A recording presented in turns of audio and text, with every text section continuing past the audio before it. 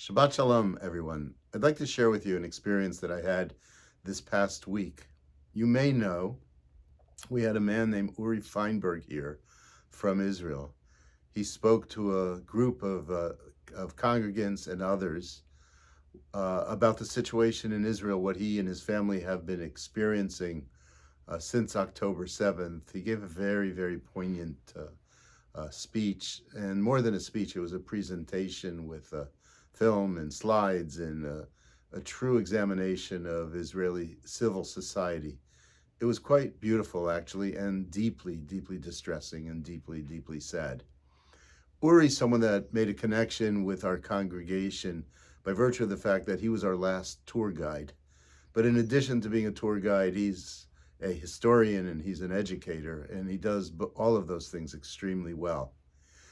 When I knew he was visiting, and he was coming here to visit not only B'nai Torah, but a number of synagogues in South Florida, I thought that the message would be too limited and could be more profound if, in fact, he were to speak to some non-Jewish people. And so I arranged with my partner in the interfaith dialogue, Father Andrew Sherman from St. Gregory's Church, for him to meet a group of Episcopalian church leaders together with Father Sherman. And there he didn't give the same presentation, but rather what he did is he spoke to them. He spoke to them about his family, about his daughters in the IDF, about his own experiences as an American who made Aliyah at the age of 12 and what he perceived going on in Israel and what was going on in the war. And his presentation was great. I bring it up to you now because I want to tell you about the response from the group. The group of people who were there were extremely empathic in their responses to what Uri was speaking about. They felt this tremendous affiliation with Israel, and they had some very serious questions also. So on one hand, they empathized with what Israel's going through. On the other hand, they had questions based on reports that they see from the media and based on their own sense of justice and their own consciences. And they asked the questions respectfully and beautifully.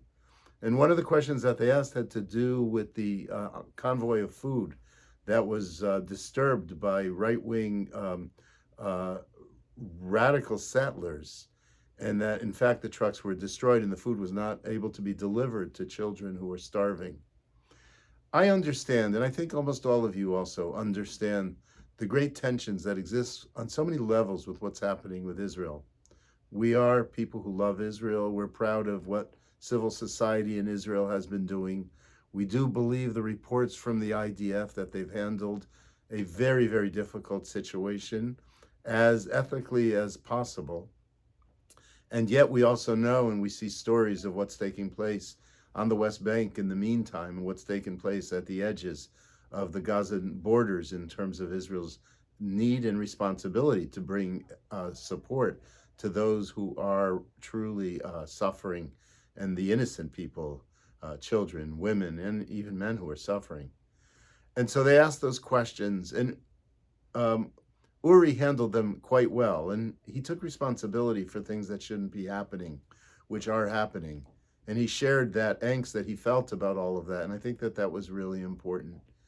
And then at the end of the conversation, someone in the group said to me, Rabbi, we just want you to know that we are really sick about the anti-Semitism that's being expressed in our society.